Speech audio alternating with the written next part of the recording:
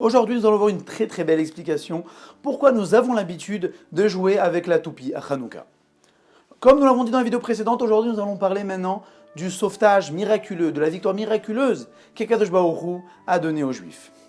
Avant de commencer la description de cette guerre-là, nous allons tout d'abord expliquer quelle est la raison, pourquoi les femmes sont obligées de participer à la mitzvah de Hanouka, sachant que c'est une mitzvah qui dépend du temps et que toute mitzvah qui dépend du temps, les femmes en sont exemptées en général.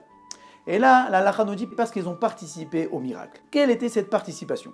Les Grecs ont fait un autre décret, qui a été ce qu'on appelle en français le droit de cuissage. C'est-à-dire que toute juive qui se mariait devait tout d'abord, le soir de ses noces, passer chez l'empereur grec ou chez le second, tout dépend qui était en fonction à ce jour-là.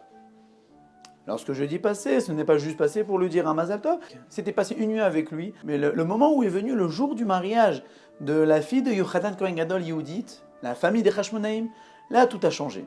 Yehudit leur a dit, attendez, je ne comprends pas, vous allez me donner, moi, la fille d'un Kohen Gadol, en pâture à cette vermine? Fait, non, je ne suis pas d'accord. Et là, Yehudit prit le devant et alla à la rencontre du général d'armée avec qui elle devait passer la nuit. Elle se trouva devant les soldats en leur disant « Regardez, je dois passer la nuit avec votre général, laissez-moi passer. » Le général a regardé et a été ébloui par sa beauté. Et là, Yehudit lui a dit « Regardez, je veux passer la nuit avec vous comme vous l'avez ordonné. Mais je vous explique quelque chose. Avant de passer la nuit, je dois aller me tremper dans une source non loin d'ici. Donc je vous demanderai que personne ne m'accompagne et vous donniez à votre soldat qui me laisse la permission d'y aller. » Alors, le général d'armée, a priori, n'a pas vu de problème. Avant de la laisser partir, il voulait quand même fêter ses noces avec Yehudit. Et Yehudit, il n'y a pas de problème. Elle a commencé à lui donner des mélactés pour l'assoiffer. C'est pour cela que certains ont l'habitude de manger des mélactés pendant toute la fête de Hanouka.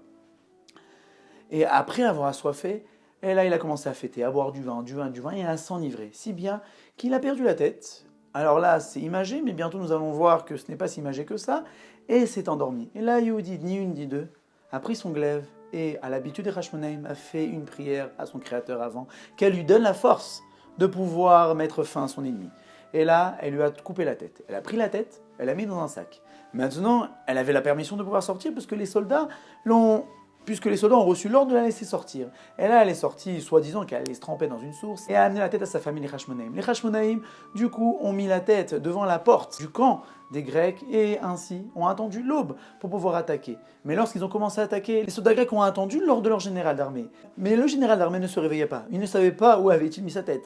Et les soldats attendaient si bien que lorsque les Hashmonaïm ont commencé à faire main basse sur le camp, ils étaient tellement déboussolés qu'ils se sont tous fait décimer.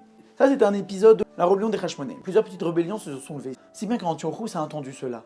Et là a commencé à rentrer une fureur pas possible. Il a parlé avec Bagris, son général d'armée, il a dit il faut faire quelque chose. Et là Bagris lui a dit regardez, chef, on ne peut prendre encore une armée et faire la guerre avec eux. Ils sont très forts.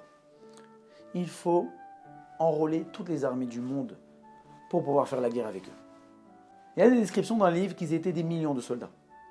Avec des éléphants, avec des catapultes, avec les engins de guerre les plus élaborés de l'époque, pour pouvoir mettre fin à cette rébellion.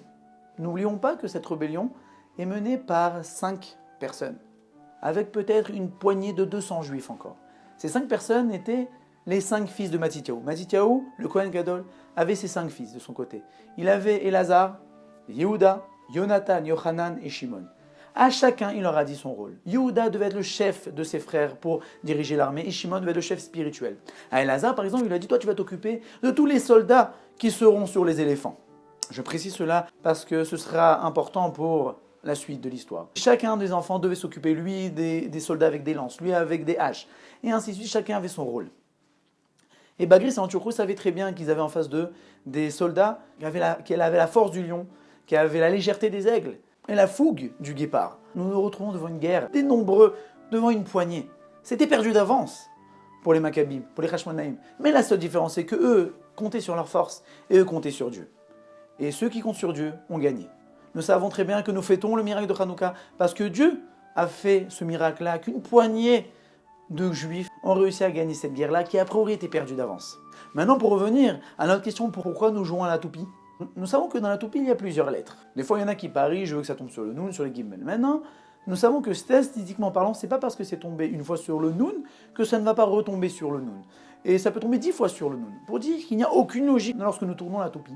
Pour nous dire qu'il n'y avait aucune logique à Hanouka. Il y avait des dizaines ou des centaines d'un côté et des millions de l'autre côté. Il n'y a aucune logique à cela.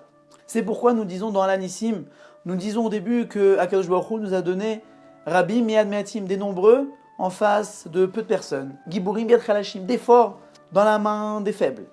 Alors a priori c'est le miracle, mais après nous disons Zedim, des hérétiques, des rebelles, devant Biadoske Torah, ceux qui étudient la Torah, des Rishaim Yad Tzadikim, des Rishaim, des impies, dans la main des justes. Mais ça oui c'est normal. Quel est le rapport avec le début? Le début ça a l'air d'être un miracle, après ça a l'air d'être normal. Alors ça c'est pour nous aussi, non, les deux c'est la normale. C'est que dans les mains de Dieu, c'est pas parce qu'on est des millions qu'on doit gagner. Ça, c'est la logique. Mais les mains de Dieu, c'est illogique. Dieu peut tout faire. Une personne peut gagner contre des centaines, des milliers de personnes, de la même manière que tu comprends qu'un impie tombe dans les mains d'un juste et que quelqu'un qui est loin et qui est rebelle de la Torah tombe dans les mains de celui qui est proche de la Torah parce qu'il est proche de Dieu.